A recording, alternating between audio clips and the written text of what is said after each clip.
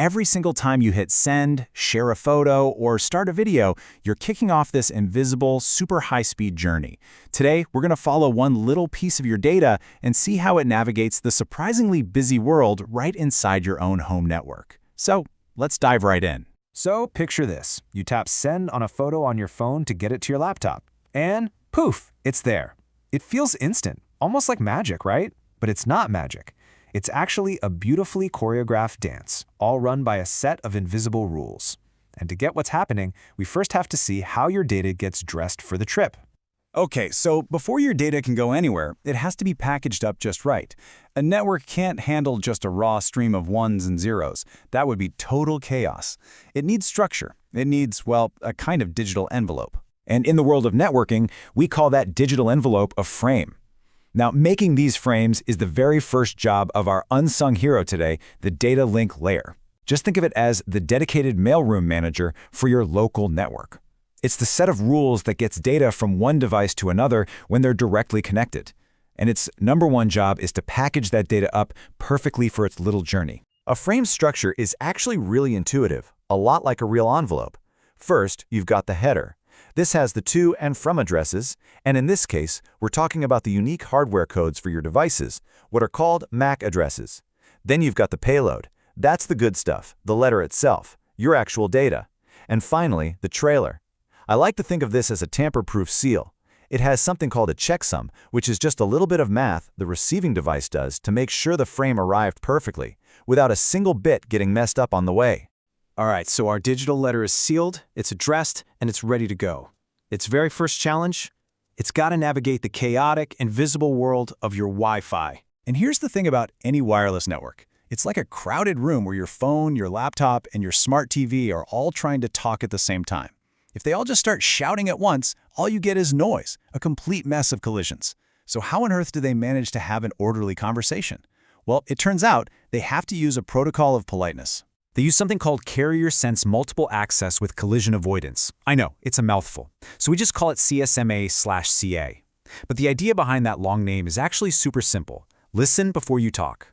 It's a proactive strategy, right? It's designed from the ground up to stop collisions from ever happening in the first place. So, here's how that politeness actually works. First, your phone listens to the channel. Is anyone else talking? Is the coast clear? If it's silent, it doesn't just jump in. It waits for a tiny, standardized bit of time.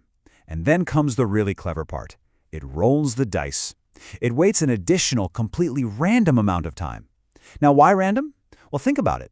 If two devices were ready to talk at the exact same instant, this random wait makes it almost impossible for them to start at the same time. One will always go first.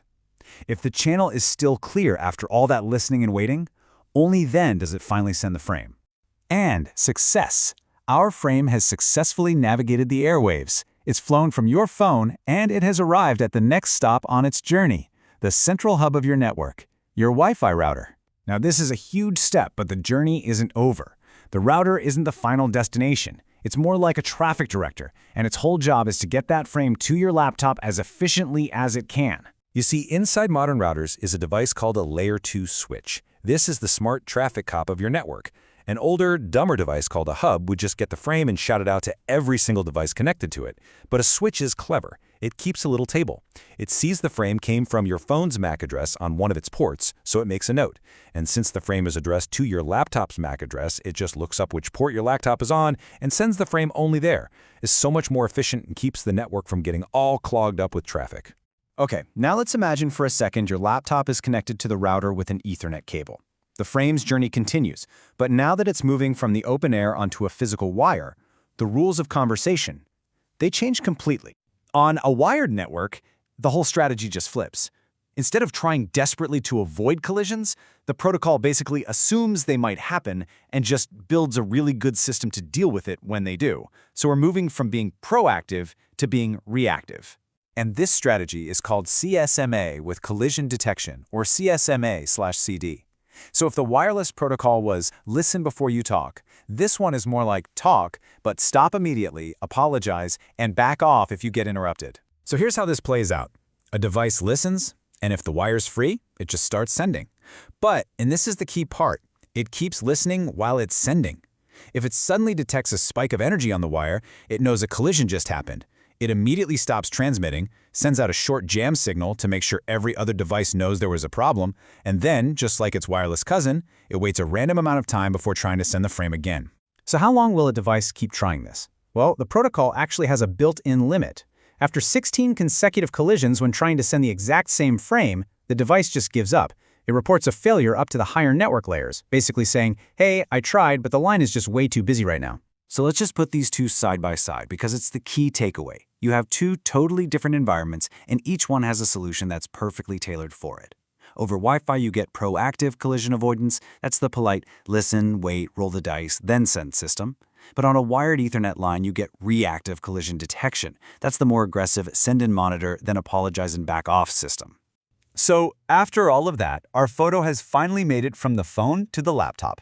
And that whole journey was guided by the silent, tireless work of the data link layer. Let's just recap its jobs real quick. It's the one that packages our data into those neat, addressed frames. It enforces the rules of the road, CSMA/CA or CD, to decide who gets to talk and when. It uses those physical MAC addresses to make sure frames get to the right device on the local network. And it uses that trailer to check for errors, making sure our data shows up in one piece. So here's the really cool part, how the data link layer actually pulls all this off. It's really made of two sublayers. The bottom part handles all that physical access stuff we just talked about. The polite CSMA/CA for Wi-Fi, and the reactive CSMA/CD for Ethernet. But sitting right on top of them is the logical link control sublayer, or LLC. And the LLC's job is basically to be a universal translator. It takes data from the software level and hands it off to the correct physical protocol down below, hiding all the messy details. It's the magic ingredient that lets your Wi-Fi phone and your wired laptop speak the same basic language, making the whole local network just work. And that leaves us with a final thought. The rules we talked about today were designed for the networks of yesterday and today.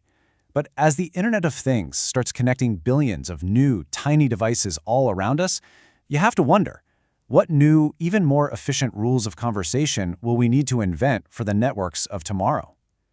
Thanks for watching The Explainer.